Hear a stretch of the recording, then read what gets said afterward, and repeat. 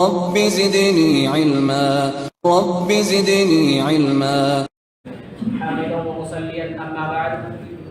لائق احترام صدر انجمن، معزز حکم صاحبان، مشفق اساتذہ کرام اور حاضرین مجلس، آج کی اس سالانہ انجمن میں میری تقریر کا عنوان ہے دہشت گردی اور اسلام. سامعین کرام، اسلام وہ دین راحت ہے جس میں سب کے حقوق یکساں برابر ہیں، جس کی عدالت میں نہ کوئی عربی نہ عجمی، نہ کالا نہ گورا، بلکہ سب کے لیے یکساں ضابطہ و قانون ہے. جیسا کہ نبی صلی اللہ علیہ وسلم کا ارشاد ہے الا کلکم من آدم و آدم من تراب، اور فرمایا ارحموا من فی الارض یرحمکم من فی السماء. شاعر نے اس حدیث کے مفہوم کو اپنے اشعار میں ادا کیا ہے. کرو مہربانی تم اہل زمین پر، کرو مہربانی تم اہل زمین پر، خدا مہربان ہوگا عرش بری پر. خدا رحم کرتا نہیں اس بشر پر، خدا رحم کرتا نہیں اس بشر پر، نہ ہو درد ہی چوٹ جس کے جگر پر. سامعین کرام، اسلام جس نے غیر مسلموں کے ساتھ حسن سلوک کا حکم دیا ہے، آج تعصب و تنگ نسلی کا عالم یہ ہے کہ اس کے ساتھ شفاف تعلیم کو گلہ کرنے کی کوشش کی جا رہی ہے. وہ اسلام جس نے کتے کو پانی پلانے پر جنت کی بشارت دی اور بلی کو بھوکا رکھنے سے جہنم رسید کیا ہو، وہ مذہب جس نے ایک انسان کے قتل کو ساری انسانیت کا قتل قرار دیتے ہوئے من قتل نفسا بغیر نفس او فساد فی الارض فکانما قتل الناس جميعا، یعنی جس نے ایک انسان کو قتل کیا اس نے ساری انسانیت کو قتل کیا.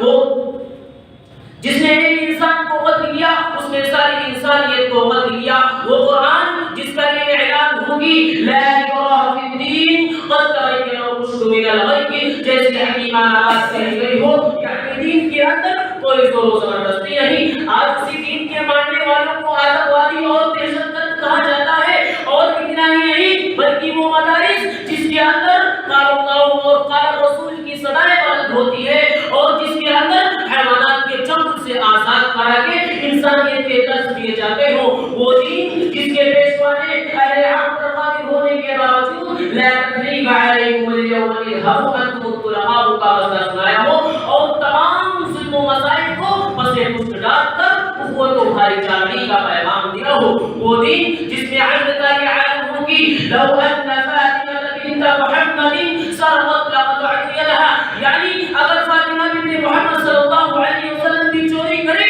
تو عدل کا تقاضا یہ ہے کہ اس کا بھی ہاتھ کاٹا جائے گا. وہ مدارس جس میں نبی صلی اللہ علیہ وسلم کے اخلاق حسنہ کو سکھلایا جاتا ہو، ان مدارس و مکاتب کو دہشت گردی کا اڈا بتلانا یا ان مدرسین کو دہشت گرد کے نام سے موسوم کرنا اور اس قوم کے بارے میں یہ کہنا کہ وہ آتی ہے اس قوم کے افسانے سے.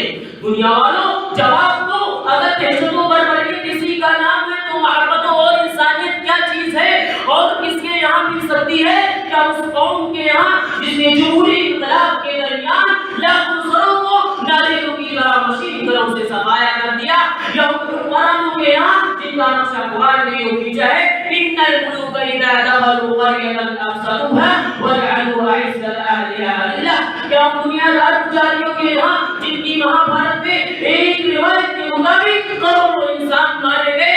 نہیں، ہرگز نہیں، بلکہ حقیقی امن و سکون اس ملک رحمت کے دربار میں مل سکتی ہے جس کی قیادت میں 82 جنگیں لڑی گئی اور جس نے قدرت پانے کے باوجود متکبر اور مغرور اور بے رحم انسان کو اللہم آمنوا وانہم لا یعلمون کا پیغام سنایا تھا. آج جب انسانیت کا راہ نہیں ہے، دنیا امن و سکون کو ترس رہی ہے. اس پرآشوب ماحول میں قیام امن اور خاتمہ نزاعات اور دہشت گردی کو ختم کرنے کے لیے جس نظام کی ضرورت ہے وہ نظام اسلام ہے. اب آخر میں اللہ رب العالمین سے دعا کروں یا اللہ تعالی ہم تمام مسلمانوں کی حفاظت فرما اور دشمنان اسلام کو حق بات سمجھنے اور اس پر غور و فکر کرنے کی توفیق عطا فرما. آمین. وآخر دعوانا الحمد للہ رب العالمین والسلام علیکم ورحمۃ اللہ وبرکاتہ.